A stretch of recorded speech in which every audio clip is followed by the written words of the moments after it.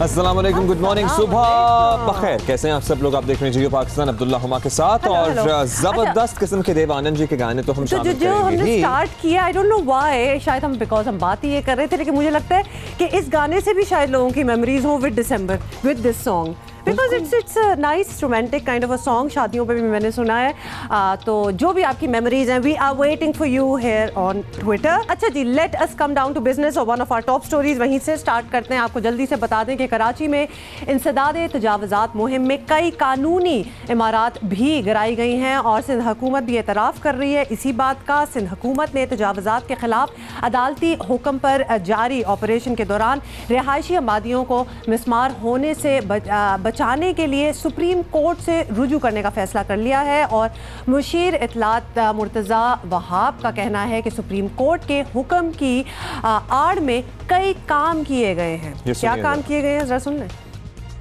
हम कमिटेड हैं supreme Court के हर ऑर्डर को मानने के लिए, हर ऑर्डर को फॉलो करने के लिए, बट उसके साथ साथ काबीना ने इस बात का भी नोटिस लिया कि इस ऑर्डर की आड़ में जो लोग कानूनी एतबार से अरसे दराज से अपने घरों पर मुकीम हैं, उनके ख़िलाफ़ अगर कार्रवाई की जाएगी तो वो गलत होगा।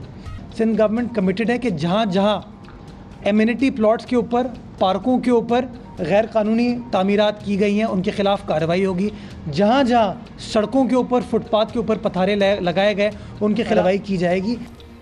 इस सारी कार्रवाई के इंचार्ज मेयर कराची वसीम अख्तर ने भी एतराफ़ किया कि तजावुज़ात के खिलाफ ऑपरेशन में कानूनी इमारतें भी मिसमार की गई हैं। लोगों की जिंदगी भर की जमा पूंजी जो उन्होंने कानूनी तकाजे पूरे करके इमारतें कायम की गई थीं, उनको भी गिरा दिया गया। सुनिए।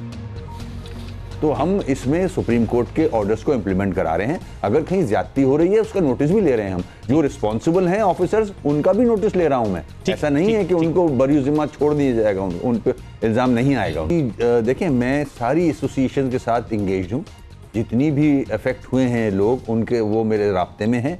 हम उनके साथ मीटिंग्स कर रहे हैं, उनको कंपनसेट कर रहे हैं, उनको बता रहे हैं ऑल्टरनेट किस तरह से दिया जाएगा। तो मैं तो सारों के साथ इंगेज हूँ, ऐसा कोई मसला नहीं है। और दूसरी जानिब वफाकी वजीर अली जैदी ने सवाल उठाया है कि कराची में तजावुज़ात किसने कायम करवाई और पैसे किसने कमाए। चीफ जस्टिस तजावुज़ात के खिलाफ ऑपरेशन का जायजा भी लें। सुप्रीम कोर्ट के अहकामात के ऊपर ये इंक्रोचमेंट्स के ऊपर एक्शन हो रहा है और मेरी अपील है, आजिज़ाना गुजारिश है, मैं तो चीफ जस्टिस से या ऑनरेबल चीफ जस्टिस से सिर्फ भीख ही मांगता हूँ, क्योंकि वो अल्टीमेट अथॉरिटी है, कि वो एक दफ़ा ज़रूर कराची आए। और मैंने सुना शायद मंडे को आ रहे हैं। और ज़रा ये जो इंक्रोचमेंट ड्राइव हुई है पूरी, उसका ज़रा थोड़ा सा उनके हुक्म पे हुई है और बिल्कुल होनी भी चाहिए थी। यहाँ कब्जा माफिया का जिस तरह काम था, शहर को तबाह कर दिया। एक दफ़ा ज़रा असर नौ उसका जायज़ा भी ले लें कि क्या हुआ है अभी तक। मुतालिका हुकाम की जानिब से कानूनी इमारतें गिराकर लोगों की उम्र भर की जमा पूंजी बर्बाद करने का एतराफ़ इंतहाई तशवीशनाक है। ऐसे में यही तजवीज़ बेहतर है कि सुप्रीम कोर्ट तजावुज़ात के खिलाफ ऑपरेशन का भी जायजा ले और कानूनी इमारतें गिराने के जिम्मेदारों का भी पता लगाए। और जिन लोगों की इमारतें जिंदगी भर की उनकी जमा पूंजी तो गई, उनका कारोबार खत्म हो गया है, उनके लिए कमाने के लिए अब कुछ नहीं है। और एक्चुअली बहुत से लोग जिम्मेदार हैं, कार्रवाई होनी चाहिए। एब्सोल्युटली। और बहुत से लोगों को नोटिस भी आए हैं, बहुत से बिजनेसेस को, जो कि अभी चीज़ें गिराई नहीं गई लेकिन नोटिस आ गए हैं। इसी पे हम जरा मजीद बात करेंगे। हमारे साथ मौजूद हैं चेयरमैन ऑल सिटी ताजर इत्तेहाद और सदर लाइट हाउस मार्केट एसोसिएशन हकीम शाह। बहुत बहुत शुक्रिया आपका हमें ज्वाइन करने का। हकीम शाह साहब, लोगों को शिकवा है कि इंसदादे तजावुज़ात ऑपरेशन में कई कानूनी और रेगुलर इमारतें भी गिरा दी गई हैं, तो ऐसा कैसे हो सकता है? हम बिल्कुल यही सोच रहे हैं। क्या आप लोगों ने कागजात वगैरह नहीं दिखाए थे उन्हें? हालिया ग्रैंड ऑपरेशन जो तजावुज़ात के ख़िलाफ़ शुरू किया गया, पहले मरहले में कानूनी तौर पर लगाए गए साइन बोर्ड, सन शेड्स के ख़िलाफ़ कार्रवाई की गई बग़ैर किसी नोटिफिकेशन के।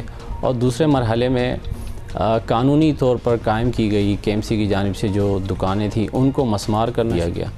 बारहा इन इदारों से रब्ता किया गया, उनको डॉक्यूमेंट्स दिखाए गए और उनको बताया गया कि जिन दुकानों को मसमार करने जा रहे हैं वो दुकानें पिछले 66 साल से शशमाही किराया जो है वो अदा करती है KMC को through bank.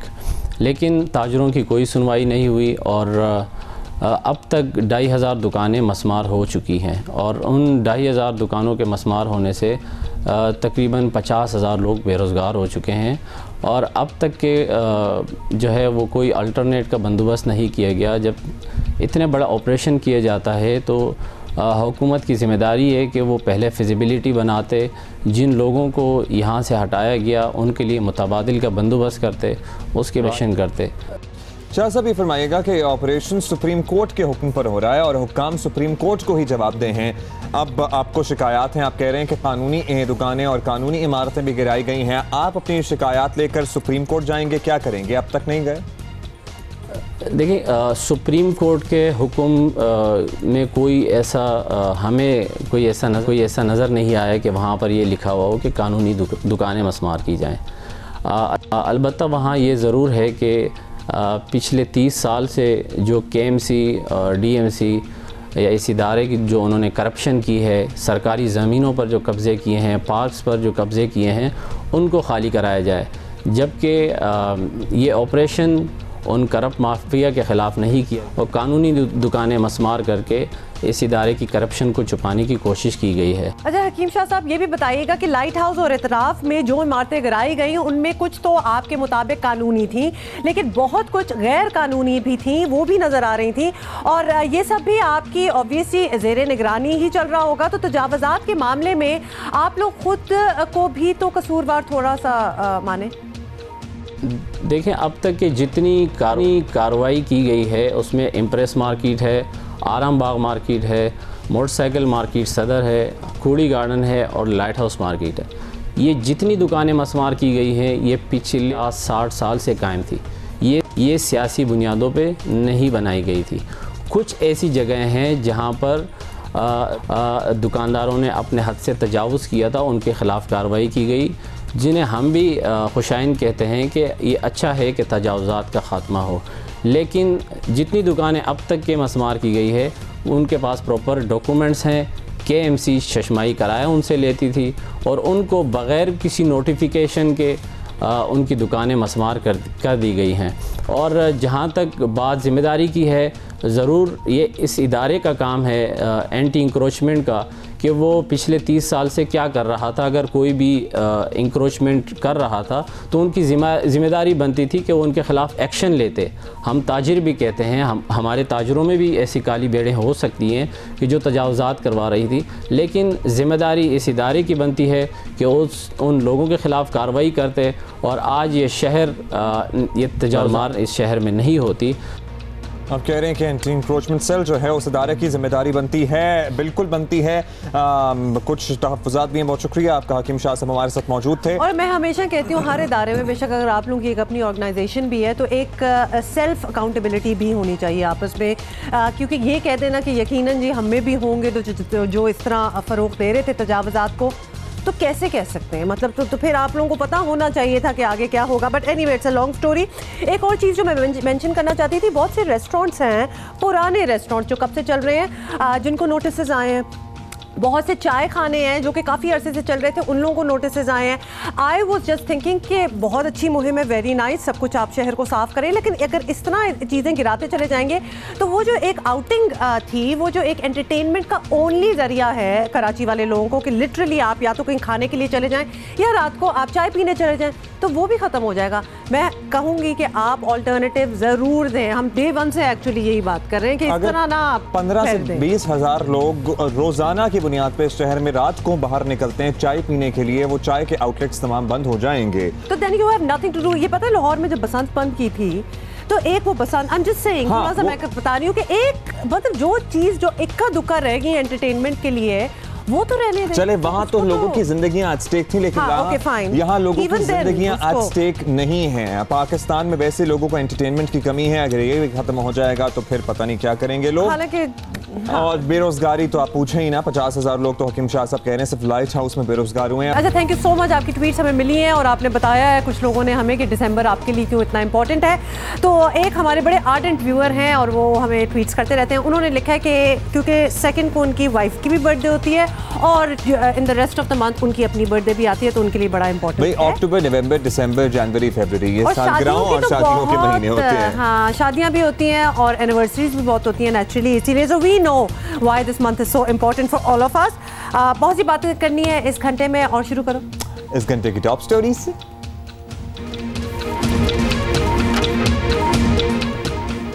Aleema Khan case में एफबीआर ने सुप्रीम कोर्ट में बड़ा यू टर्न ले लिया। वजीर आजम की हमशीरा का दुबई के फ्लैट पर एमनेस्टी ना लेने का इंकशाफ पर मामला मजीद उलझता नजर आ रहा है।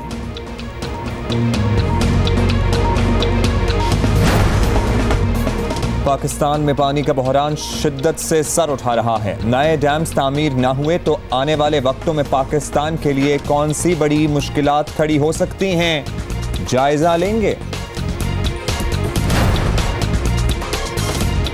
और आज माजूर अफराद का आलमी दिन मनाया जा रहा है। स्पेशल अफराद को माशरे का सरगर्म रुकन बनाने के लिए हर एक को अपना हिस्सा डालना होगा।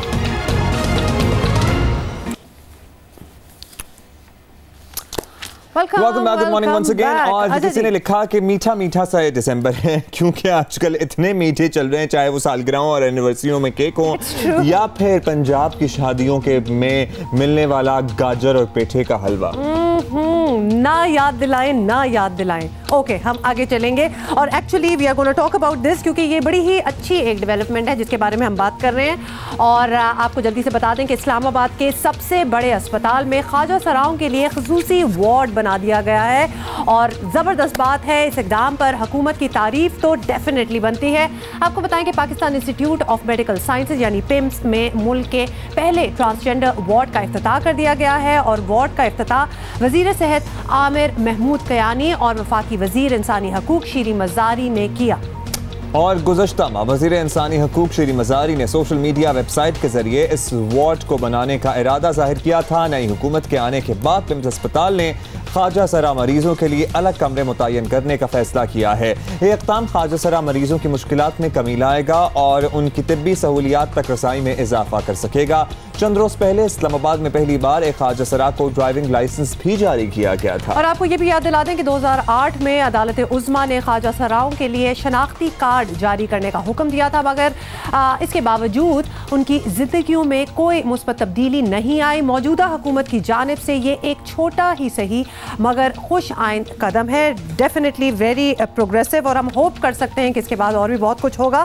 हमारे साथ हैं ट्रांसजेंडर जन्नत अली, जो कि ख्वाजा सराओं के लिए सोशल वर्क भी करती रही हैं और हमारे शो में पहले भी आ चुकी हैं। जन्नत अली, बहुत बहुत शुक्रिया आपका हमारे शो में एक दफ़ा फिर आने का। पिम्स में ख्वाजा सराओं के लिए अलग वार्ड का इफ्तिताह हुआ है, आपको यकीनन खुशी तो हुई होगी। कितना बड़ा ये इक़दाम है हुकूमत की तरफ से? अस्सलाम वालेकुम, thank you so much for inviting me. I think हुकूमत से पहले मैं क्रेडिट देना चाहूँगी अपनी कम्युनिटी मेंबर्स को, जिन्होंने ये फ़र्स्ट टाइम बिल प्रेजेंट किया था 1 साल पहले, और उसके बाद ये लॉ बन गया। और उसमें ये चीज़ जब हम बता रहे थे, इवन के बहुत सारे लोग they were not ready to make separate ward, वो अलग से वार्ड बनाने के लिए तैयार नहीं थे अनटिल अनलेस जब तक हमने उनको इस तरह के इंसिडेंट और स्टोरीज़ नहीं बताई, जिस तरह से अलीशा और दीवानी की, जिनकी जान चली गई थी हॉस्पिटल में। तो आई थिंक ये बहुत ज़रूरी था कि उनको रियल स्टोरीज़ बताना। और मैं सबसे ज़्यादा अप्रिशिएट करूँगी चीफ़ जस्टिस को, जो कि ट्रांसजेंडर का नाम लेके एड्रेस करके उनके साथ बैठ के इस तरह की प्रोविज़न करते हैं, इस तरह के स्टेप्स लेते हैं। अच्छा जन्नत, ये बताइएगा कि अलग वार्ड बनाया गया है, बहुत अच्छी बात है, हम भी अप्रिशिएट करते हैं, आप लोगों की एफर्ट्स भी इसमें शामिल हैं, लेकिन हम उन मुश्किलात के बारे में भी जानना चाहते हैं जो इस वार्ड के ना होने की वजह से आप लोगों को पेश आती थीं, या ओवरऑल इलाज मुआलजे में किन परेशानियों का सामना करना पड़ता है? अब्दुल्ला, सबसे पहले तो देखें एनेबलिंग एंड सेफ एनवायरनमेंट होना चाहिए। If somebody comes in hospital किसी प्रॉब्लम में तो वी शुड फॉरगेट कि वो मेल फीमेल है क्या ट्रांसजेंडर है। सबसे पहले एक इंसान की जान बचानी चाहिए, क्योंकि एक इंसान का कत्ल पूरी इंसानियत का कत्ल होता है। तो आई थिंक एनेबलिंग और सेफ एनवायरनमेंट ही नहीं था। दूसरा, अगर ये वार्ड बन भी गया तो मेरी ये रिक्वेस्ट है कि कम्युनिटी एंगेजमेंट, वहाँ ट्रांसजेंडर्स को एंगेज किया जाए, जो सेंसिटाइज बाकी अमले को भी सेंसिटाइज करे कि उनके साथ किस तरह का बिहेवियर होना चाहिए उनका। और ये स्टेप सिर्फ वार्ड बनाना ही नहीं है, ये है कि आप फ्रॉम द कह लें कि फार्म टू द फॉक, यानी आप गेट से स्टार्ट होती है हेल्थ केयर की रिस्पॉन्सिबिलिटी। वहाँ पे जो गेट कीपर है, उसके बाद जहाँ उसकी स्लिप बनती है, फिर डॉक्टर आते हैं। तो ये पूरे चेन को बहुत एक सेंसिटाइज होना पड़ेगा, ट्रांसजेंडर्स के साथ कैसे बात करनी है, नॉन डिस्क्रिमिनेटरी एटीट्यूड, उनके साथ तफरीक ना की जाए किसी भी मौके पे, उनको एक एलियन के तौर पे ट्रीट ना किया जाए। ये ना हो कि दोबारा से वो सेल्फ मेडिकेशन में आ जाए, क्योंकि बहुत बड़ा चैलेंज ये था। हम एक्सपेक्ट भी यही कर रहे हैं कि चूंकि अब ये वार्ड बन गया है तो लिहाजा एटलीस्ट दिस हॉस्पिटल पिम्स की हम बात कर लें, क्योंकि यहीं वार्ड बना है, तो फिर सेंसिटाइज भी किया होगा, स्टाफ को सिखाया होगा भाई उनका वार्ड बन चुका है, तो लिहाजा जब वो आएंगे उनको उसी इंपॉर्टेंस से और अर्जेंसी से ट्रीट किया जाए जिस तरह बाकी पेशेंट्स को किया जाता है। वी आर होपिंग ऐसा होगा। जन्नत, आप हमें बताएं कि this is one ward in Islamabad in PIMS, बाकी पूरा मुल्क, खासतौर पे पेशावर से जहाँ से हमें सबसे वर्स्ट केसेस सुनाई देते हैं कि हॉस्पिटल में घुसने नहीं दिया, बेड नहीं दिया, लोग ट्रांसजेंडर्स फौत हो गए ज़मीनों पे पड़े हुए, तो वहाँ के लिए कोई मेहनत हो रही है? आई थिंक वही एग्ज़ाम्पल आ जाती है ना कि अगर 100 लोग भूखे हैं और अगर आप एक को रोटी देंगे तो कौन कौन खाएगा, ये बात। और मैं ये चाहती हूँ कि ये बहुत अच्छा स्टेप है, ये बेबी स्टेप है, लेकिन इसको कंटिन्यू रखने की ज़रूरत है, नॉट ओनली इन केपी के बट अभी रिसेंटली फैसलाबाद में बहुत सारे वायलेंस के केसेस सामने आए हैं जो कि बहुत स्वेयर हैं। मैं इतना टाइम नहीं कि मैं वो एक्सप्लेन कर सकूँ, वो बहुत ज़्यादा प्रॉब्लम में। आई थिंक कि जो कम्युनिटी बेस्ड ऑर्गेनाइजेशन या कम्युनिटी से ही लोगों को जब तक वहाँ पर रिस्पॉन्सिबिलिटी नहीं ना दी जाएगी, वो और ट्रेनिंग में भी कम्युनिटी को एंगेज करें, क्योंकि वो अपने बेटर बता सकते हैं क्या क्या उनके मसाइल हैं और क्या क्या चैलेंज वो फेस कर चुके हैं। उस ट्रेनिंग के दौरान वो बताएं उन लोगों को कि वो दोबारा से रिपीट ना हो। तो मैं ये चाहती हूँ। ऑलराइट, बहुत शुक्रिया आपका। जन्नत अली हमारे साथ मौजूद थी, ट्रांसजेंडर लोगों के लिए सोशल वर्क करती हैं, आवाज़ उठाती हैं। जो बिल पेश किया गया था उसको ड्राफ्ट करने में इनकी इन्वॉल्वमेंट थी और इम्प्लीमेंटेशन थी इनका भी हिस्सा है। मतलब कभी कभार आप सोचते हैं इतना डिस्क्रिमिनेटरी एटीट्यूड हम इनके अगेंस्ट देख चुके हैं कि लगता था कि कभी कोई चेंज नहीं आएगा। अभी भी शायद जन्नत यही बता रही थी कि बहुत बड़ा चेंज नहीं आया, but at least it's a start तो खैर तभी हो गया था जब इनको आईडी कार्ड्स मिलना शुरू हुए थे। बिहेवियर होता है दूसरे मुल्कों में, इसलिए वार्ड्स की जरूरत नहीं पड़ती क्योंकि वहाँ पे डिस्क्रिमिनेट नहीं किया जाता, तब डिफरेंस नहीं किया जाता। इसलिए यहाँ पर चूंकि माहौल ऐसा है, पिम्स में बन गया है, लेकिन जल्द अज जल्द पेशावर के बड़े अस्पतालों में बनना चाहिए, पंजाब के दीगर अस्पतालों में बनना चाहिए, सिंध के अस्पतालों में बनना चाहिए। थोड़ा सा आप खुद सोच लें कि आप बीमार हो, मरने वाले हो, आपको तकलीफ है और आपने हॉस्पिटल जाना है, लेकिन आपको पता हो कि हॉस्पिटल में आपको कोई एंटरटेन नहीं करेगा। मतलब वो फीलिंग कितनी खतरनाक है। एटलीस्ट अब इन लोगों के पास एक जगह तो है और जहां अगर आप बहुत ही बीमार हैं तो आप वेयर यू कैन गो। मेरे ज़हन में आया कि अब एवेन्यू खुल गया। अब चूंकि ट्रांसजेंडर्स का एक वार्ड है तो वहां पे नर्सिंग का काम भी ट्रांसजेंडर्स कर सकते हैं, so you can be nurse as well. So एक एम्प्लॉयमेंट अपॉर्चुनिटी भी जनरेट हो सकती है। अभी हम आगे बढ़ेंगे, एक और चीज आपको दिखानी है, बतानी है। तो एक गाना सोनू निगम का आपने बहुत सुना होगा, which is one of ours all time favorite। आपको भी बहुत पसंद है ये गाना, क्योंकि गाना ही सबको पसंद है, इतना अच्छा गाना है। अभी मुझमें कहीं बाकी थोड़ी सी है जिंदगी, मगर जो अभी हम आपको दिखाने जा रहे हैं उसको देखकर बेख्तियार ये कह उठेंगे कि जिंदगी ही जिंदगी है, थोड़ी बहुत नहीं बहुत ज्यादा है। जमहूरिया चेक की खातून है, बिल्कुल जी, चेक रिपब्लिक की ये खातून है और सिर्फ 90 साल की है, 90 ईयर्स ओल्ड ये खातून है और अपना सारा दिन घर की खिड़कियों और दीवारों को पेंटिंग करके खूबसूरत बनाने में अपना वो टाइम लगाती हैं। और this is how she actually spends her time. And check out उनका आर्ट वर्क, दिखाना आपको ये है कि उम्र आपकी जो भी हो, आर्ट वर्क जरा आप चेक करें, टैलेंट फिर भरा हुआ है। अच्छा, पेंटर्स को लेकर तो ये बहुत सारे इंसिडेंट्स होते हैं कि the girls who are amazing in fine arts, masters भी किया होता है, फिर उनकी हो जाती हैं शादियां और शादियों के बाद हो जाते हैं उनके बच्चे और पेंटिंग कैनवस और ब्रश से बहुत दूर हो जाती है। अब्दुल्ला, द वे इसका पोस्चर देखें, शी इज 90 इयर्स ओल्ड, मतलब कितनी एजाइल हैं, कितनी शी इज फिट, स्टिल, और आई गेस बहुत मुश्किल काम, खेती बाड़ी टाइप चीज़ें तो ये बिल्कुल भी नहीं करेंगी, लेकिन this is a nice work and this is very tiring as well. आपके हाथ रह जाते हैं, बड़ी मेहनत मशक्कत लेकिन उसमें भी talent है दरकार ना होती है, अंदर, टैलेंट मतलब होता फंसा है होगा और और ये निकल रहा दूसरा टाइम कितना अच्छा गुजरता है। आप देख रही हैं ऊपर वो शटरिंग करके, ऊपर की खिड़की है जिसको वो कर रही हैं। So yes, this is a lot of physical activity as well. बिस्तर पे सारा दिन टीवी देखने से बेहतर है, लेटने से बेहतर नहीं है कि आपको इस तरह का काम कर लें। मुझे कह रहे हैं? नहीं, मैं नहीं आपको कह रहा, लेकिन तमाम वो 90 years old, तमाम हम लोग वो जो समझते हैं कि आप जिंदगी गुजार लिया, रिटायर हो गए, आप क्या करने हैं, आराम करें, तो कोई हॉबी निकालें। ये बिल्कुल सही है, और अपने माँ बाप जो ज़रा बूढ़े हो चुके हैं उनको इनकरेज करें कि वो हिला जुला करें और वो ज़रूर निकलें और इस किस्म की हॉबीज़ भी कर लें। हम तो ऑनेस्टली इस औरत को देख के ना, जिस तरह इस नानी अम्मा को चढ़ाया हुआ था उस पर, I wouldn't let my mother do, but we should encourage them to actually do things like this. बहुत कुछ किया जा सकता है, जानवर पाल लें, परिंदे पाल लें, उनका ख्याल रखें, वो भी एक फुल टाइम एक्टिविटी है। अभी आगे बढ़ेंगे और एक और अहम मामला, one of our top story, Salima Khan case में सुप्रीम कोर्ट के सामने एफबीआर ने बड़ा यूटर्न ले लिया है। नजर आता है कि मामला सादा नहीं है। 1 दिसंबर को सुप्रीम कोर्ट पाकिस्तान में बैरून मुल्क असासों के केस की समाअत के दौरान कमिश्नर इनलैंड रेवेन्यू ने अदालत उज़्मा को आगाह किया कि वज़ीर आज़म इमरान खान की बहन अलीमा खान ने दुबई के फ्लैट पर एमनेस्टी नहीं ली, जिस पर चीफ जस्टिस साकिब निसार ने अलीमा खान के खिलाफ कार्रवाई को रिकॉर्ड का हिस्सा बनाने का हुक्म दिया। इससे एक रोज पहले अदालत में एफबीआर का कहना था कि अलीमा खान ने एमनेस्टी स्कीम की जायदाद जाहिर की है, तो ये मामला खुफिया है। और आपको ये भी बता दें कि अदालत हुक्म करे तो एमनेस्टी स्कीम का रिकॉर्ड पेश कर सकते हैं, ये कहा गया था। और इस मौके पर मेंबर इनलैंड रेवेन्यू ने मौक़िफ़ इख्तियार किया कि अलीमा खान की बैरून मुल्क में जायदाद है, ताहम उन्होंने इसे खुफिया मामला करार दिया। चीफ जस्टिस ने इस पर कहा, क्या अलीमा खान वाली जायदाद आपके नाम है? ये सवाल था कोर्ट में, और आप क्यों बार बार खुफिया प्रॉपर्टी की बात कर रहे हैं? एफबीआर के बदलते मौक़िफ़ के अलावा गुज़िश्ता दिनों इस तरह की रिपोर्ट्स आई थी कि अलीमा खान ने दुबई में अपने इंतहाई महंगे फ्लैट की 25% कीमत और 25% जुर्माने की रकम टैक्सों की मदद में जमा करवाई है। बाखबर मुताल्लिका हुकाम के मुताबिक टैक्सों और जुर्माने की शक्ल में अलीमा खान पर जो है वो जुर्माना, डबल जुर्माना एक्चुअली, ये इत्तलात थी सामने। रियाज शाकिर हमारे कॉरेस्पॉन्डेंट हैं, उनसे बात करते हैं। रियाज, इस मामले का नोटिस चीफ जस्टिस साहब ने खुद लिया है। पहले तो ये बताइए कि अलीमा खान केस में सुप्रीम कोर्ट का क्या एक्चुअली यहाँ से चाहती है जानना, इन्वेस्टिगेशन क्या है जो अब तक सामने आई हैं, what does Supreme Court want to no?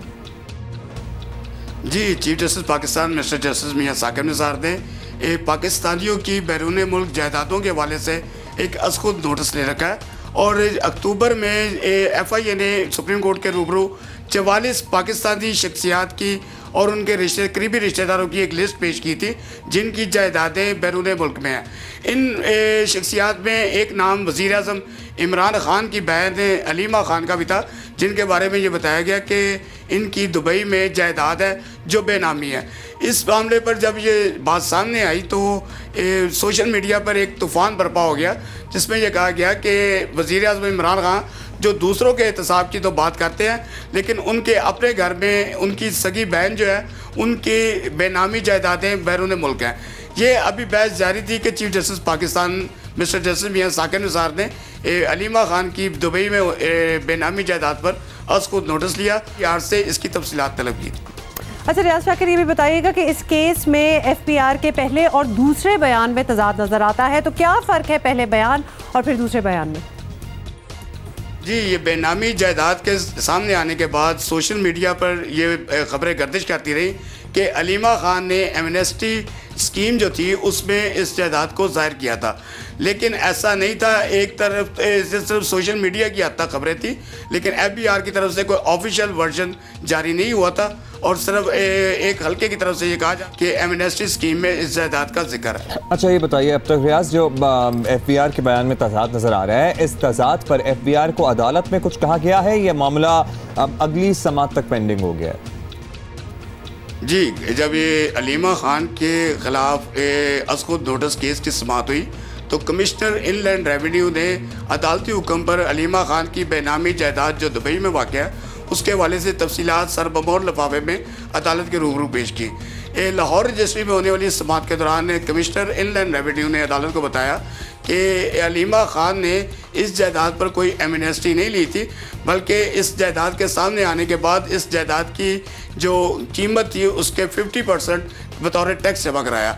अब ये अदालत ने इस केस की समाअत इस्लामाबाद के लिए मुलतवी की है और इसकी मज़ीद तफसीलात मांगी हैं FPR से कि वो अदालत को बताए कि इस मामले में अलीमा खान को क्या उनके खिलाफ की गई और अब तक क्या इसमें पेशरफ्त हुई। ऑलराइट, बहुत शुक्रिया आपका रियाज, हमें अपडेट कर रहे थे। रियाज शाकिर, जियो न्यूज़ के नुमाइंदे। लेट्स सी अगली कार्रवाई में क्या होता है, हम आपको यहाँ अपडेट रखेंगे। हम बात करना चाहते हैं खुसूसी अफराद के। खुसूसी अफराद को माशरे का फ़ाल और सरगर्म फ़र्द बनाने के लिए हुकूमती इदारों की गैर मामूली तवज्जो दरकार है।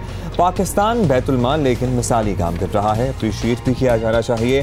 गुज़श्ता 10 सालों में 17,000 से ज़ायद स्पेशल अफराद को व्हील चेयर्स फराहम की गई हैं। स्पेशल अफराद पर मसनूई आज़ा, इलाज, मौलजे और माशी बहाली के लिए 30 करोड़ से ज़ायद खर्च किए जा चुके हैं। और आपको ये भी बताएं कि इसके अलावा विमेन एम्पावरमेंट सेंटर्स के जरिए माजूर खवातीन को खुद कफील बनाने के लिए ट्रेनिंग भी दी जा रही है। और खसूसी अफराद की फलाह बहबूद के लिए सिर्फ हुकूमती सतह पर नहीं बल्कि हर एक को अपनी जगह कोशिश ऑब्वियसली करनी चाहिए। अस्पताल स्पेशल अफराद जो है इनसे मुतालिक समाजी सतह पर शऊर उजागर करने और माशरती रवैये बेहतर करने की भी ज़रूरत है।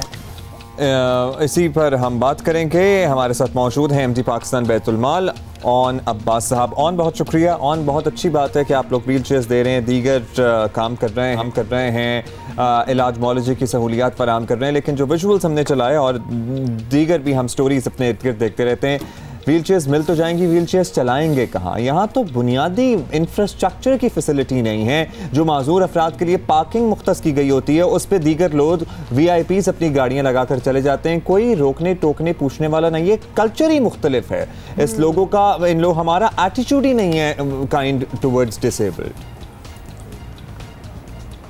That is very true. Abdullah and Human, thank you very much for inviting me.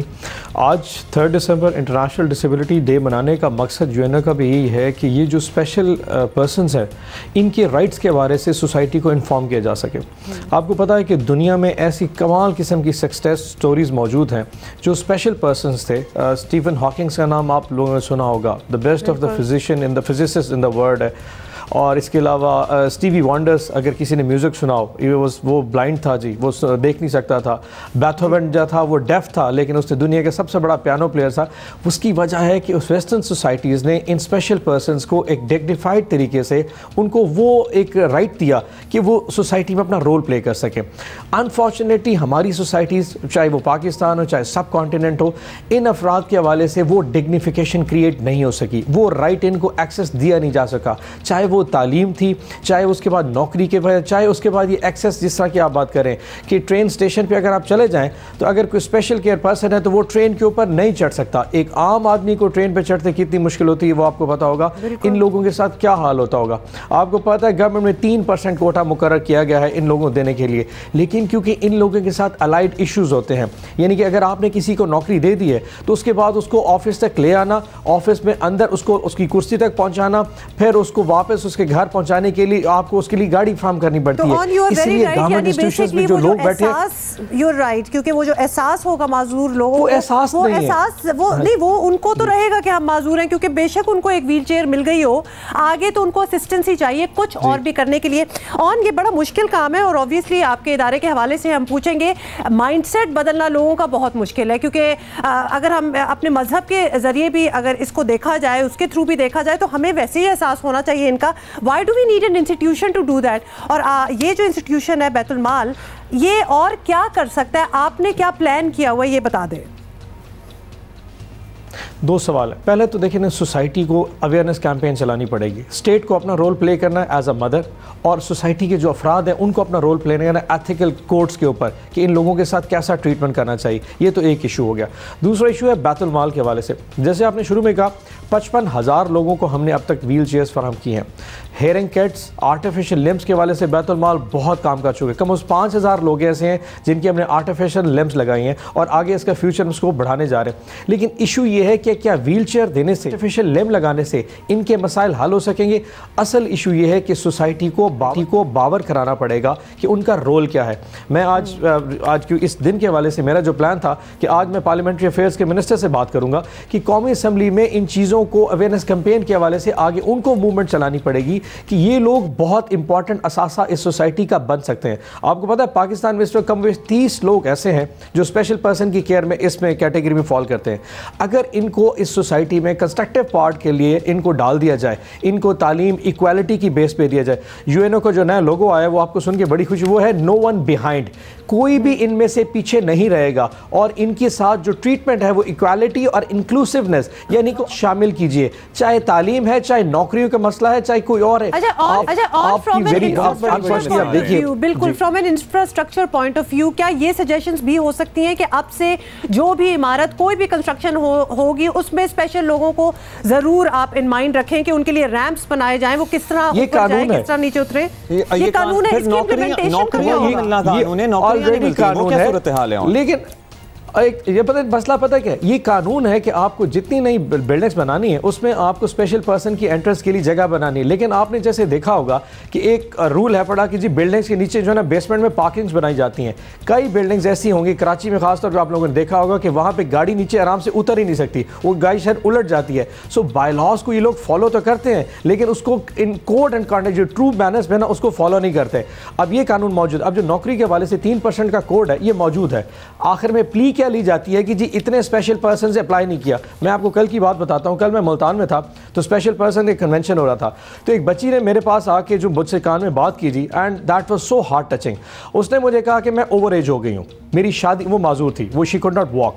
उसने कहा जी मैं ओवर एज होगी, मेरी शादी नहीं होगी। कुछ अरसे बाद अगर मुझे नौकरी ना मिली तो शायद मेरे माँ बाप का सहारा भी 2, 4, 5 साल तक खत्म हो जाएगा, मेरा ध्यान कौन करेगा? I think this is the time where state has to come forward and the society has to come forward. On 1-2 लाइनों में बता दें जो लोग अब आपसे मदद चाहते हैं, चाहे वो हेयरिंग एड की सूरत में हो, तालीम की सूरत में हो या फिर कोई लिम्स लगाने की सूरत में हो, वो कहाँ राब्ता करें? पाकिस्तान भर में इस वक्त लोग आपको सुन रहे हैं। अब्दुल्ला KPK से लेके Balochistan, Gilgit, Punjab, Islamabad, everywhere we have regional offices. 140 के करीब हमारे डिस्ट्रिक्ट ऑफिसेस मौजूद हैं। एप्लीकेशन फॉर्म लीजिए, चाहे हेयरिंग एड्स है, चाहे आर्टिफिशियल लिम्स है। अगर आप वो नहीं सकते आप हमारी वेबसाइट पे जाइए, एप्लीकेशन डाउनलोड कीजिए और अपने मुतलका डिस्ट्रिक्ट ऑफिस में जमा कराइए। ट्रस्ट मी, जितनी 100% एप्लीकेशन आएंगी इन स्पेशल पर्सन के हवाले से उन तमाम का टेक केयर किया जाएगा। और बल्कि हम अपनी जो एड है वो इनके हवाले से मैं फ्यूचर में इसलिए भी बढ़ाने लगा हूं कि ये वो काम है कि आई पर्सनली कि कोई और सोशल सेफ्टी की ऑर्गेनाइजेशन नहीं करी। अगर बैतुल माल इसमें ज़्यादा रोल प्ले करेगा, हम एक इम्पैक्ट क्रिएट कर सकते हैं सोसाइटी पे। तो आप वेबसाइट से भी हमारी एप्लीकेशन डाउनलोड कर सकते हैं और डिस्ट्रिक्ट ऑफिसेज में भी जा सकते हैं। बहुत शुक्रिया MD Pakistan Betul mall on Abbas हमारे साथ।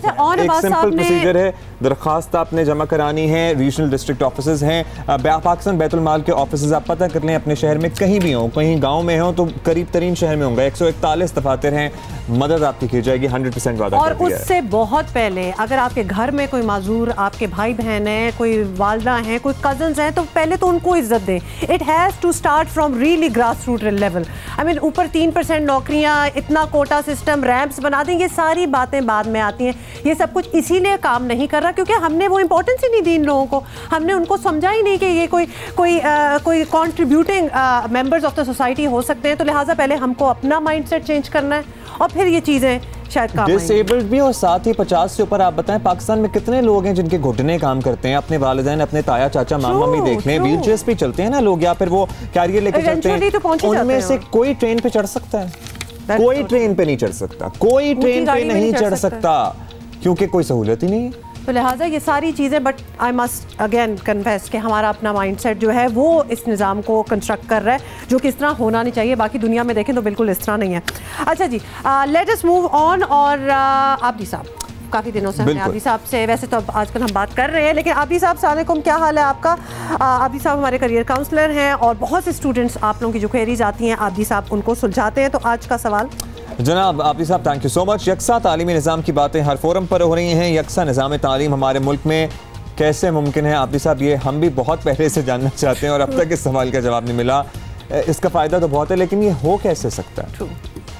इसके लिए हमें बहुत सारी चीज़ों को देखना पड़ेगा। सबसे पहले तो हमको कंसेंसस लाना पड़ेगा नेशनल, यानी तमाम पॉलिटिकल पार्टीज़, तमाम प्रोविंसेस, तमाम religious parties, policy makers, specialists, ये लोग सब एक ऑन बोर्ड होंगे और उसके बाद जिन चीज़ों की ज़रूरत है उसके अंदर आपको एक यूनिफॉर्म पॉलिसी बनाने के बाद आपको जो है एक स्कीम ऑफ स्टडीज़ बनानी पड़ेगी।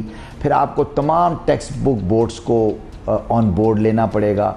टेक्सचुअल मटेरियल है, इसका जो कैरिकुलम डिज़ाइन है, हमारे पास बड़े टैलेंटेड लोग मौजूद हैं। फिर आपको टीचिंग मेथोडोलॉजी है, फिर आपको जो है उसके हिसाब से इंफ्रास्ट्रक्चर है। अब आपने पूछा कि इसके फ़ायदे क्या हैं। बहुत फ़ायदा होगा इसका। सबसे बड़ा फ़ायदा तो ये है कि देखिए, अगर आपका एक यूनिफॉर्म सिस्टम है तो बच्चे जो हैं इंटर प्रोविंसेस इधर से उधर जा रहे हैं, एक क्लास से दूसरी क्लास जा रहे हैं, या इंटर बोर्ड को उनको ज़रूरत नहीं है किसी इक्विवेलेंसी लेने की। और दूसरा जो बड़ा एडवांटेज है वो ये कि आपका जो लर्निंग कर्व है वो बेहतर हो जाता है। बच्चे की अंडरस्टैंडिंग, लर्निंग एनवायरनमेंट बेहतर होती है, नतीजतन आपका लिटरेसी रेट बेहतर हो जाता है। Alright, thank you so much Abid साहब। और ज़रा पानी की बात कर लेते हैं और पानी की कमी की भी बात कर लेते हैं और हम क्या कर सकते हैं इस बारे में। पानी इंसानी ज़िंदगी की बुनियादी ज़रूरत है और पाकिस्तान पानी की शदीद कमी का शिकार है। इनफैक्ट पूरी दुनिया ही थोड़ी कमी का शिकार होती जा रही है। ऐसे में मैंने एक इकदाम किया है। मैंने अपने घर के जितने कमोड के टैंक्स थे उनमें आधा लीटर पानी की 2-3 बोतलें फिट कर दी, जिससे अब जितनी भी दफ़ा शैंक होता है वो 1.5 लीटर पानी वहीं स्टोर रहता है और वो कम पानी जाता है। Exactly, and I think we spoke about it last week also कि ऐसा आप करें। अच्छा, you have to make a little video और अगर हमारे पास टाइम हुआ तो हमें तो दिखाएंगे, वरना सोशल मीडिया पे पोस्ट कर देंगे ताकि लोगों को समझ आए। मैं भी थोड़ी सी कंफ्यूज हूँ कि आपने किस तरह किया हुआ है। हाँ, लेकिन जल्दी से हम बात कर लेते हैं क्योंकि हमारी गेस्ट भी हमारा इंतजार करेंगे, उनसे बात करेंगे। और इसीलिए पानी की कमी और पानी की कमी का हम शिकार हैं, इसीलिए मुल्क को पानी के ज़खायर की सख्त ज़रूरत है और डैम बनाने की कोशिश भी की जा रही है। और एक बार फिर आवाम की आगाही के लिए ये समझना जो है और समझाना बहुत ज़रूरी है कि हमें पानी क्यों चाहिए और क्या ज़रूरत है समझाने की। इसके लिए हम बात करेंगे खास शख्सियत से। डॉक्टर खालिदा खान पाकिस्तान की पहली खातून जियो एनवायरमेंटलिस्ट हैं, हाइड्रो टेक्सोलॉजिस्ट हैं और माहिर हैं वाटर कंजर्वेशन की। इन्हें साल 2018 और 19 के लिए post strategic researcher of the year भी करार दिया गया। डॉक्टर खालिदा हमारे साथ हैं। Thank you so much doctor साहिबा, आपने वक्त दिया। बहुत बहुत शुक्रिया आपके टाइम का। डॉक्टर खालिदा, आप पाकिस्तान की, सबसे पहले तो हम इसी पे बात कर लेंगे, पाकिस्तान की पहली खातून जियो एनवायरमेंटलिस्ट हैं और हाइड्रो टॉक्सिकोलॉजिस्ट भी आप हैं। तो ये मुनफरिद किस्म की फील्ड है, बड़ी स्पेशल है, पहले हमने कभी सुना नहीं है। तो इसमें क्या क्या क्या क्या होता है, थोड़ा सा आप इसके बारे में हमें एक्सप्लेन कर दें। ये मैं बताती चलूँ कि मैंने पाकिस्तान के पास 58% माउंटेन एरियाज़ हैं और 58% माउंटेन एरियाज़ में ही पानी के वाटर शेड्स का बहुत बड़ा मंबा है, जहाँ से हमारे दरिया सब नीचे डाउन स्ट्रीम में आते हैं, ज़ेरी इलाकों में आते हैं।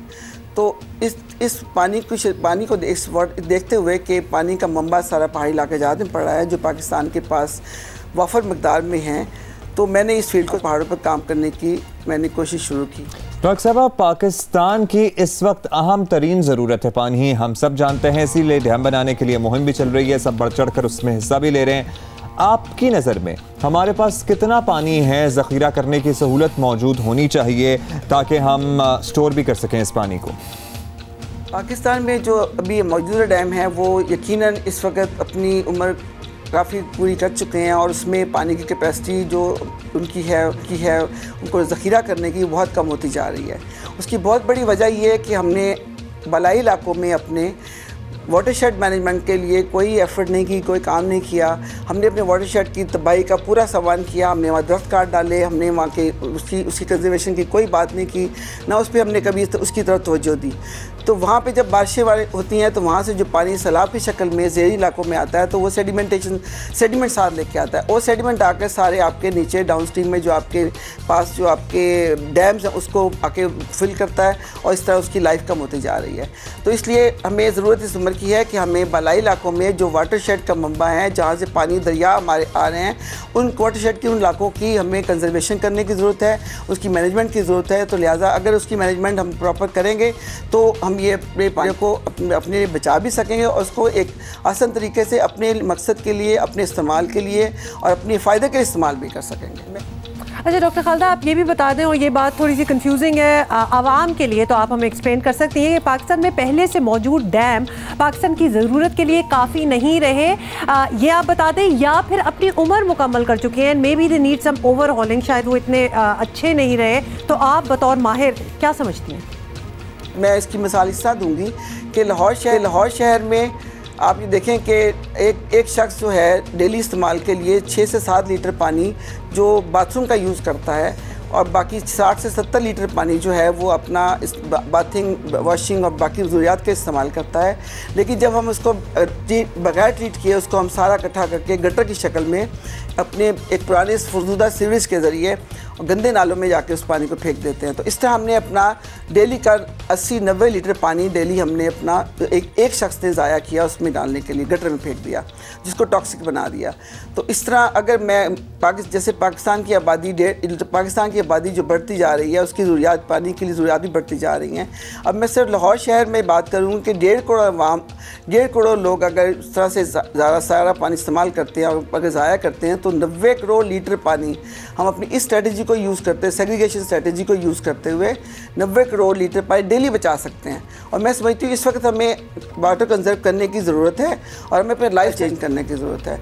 डॉक्टर साहब, आपकी फील्ड पानी की क्वालिटी परखने और इसको जांचने की भी तहकीक इसमें शामिल है। पाकिस्तान में दरियाओं का पानी और ज़ेर ज़मीन पानी आलूदा होने की बहुत सी बातें सुनी हैं कि अब ज़ेर ज़मीन जो पानी है वो भी काबिल इस्तेमाल नहीं रहा है। ये सुनी सुनाई हैं या फिर असल हकीकत है इसमें कुछ?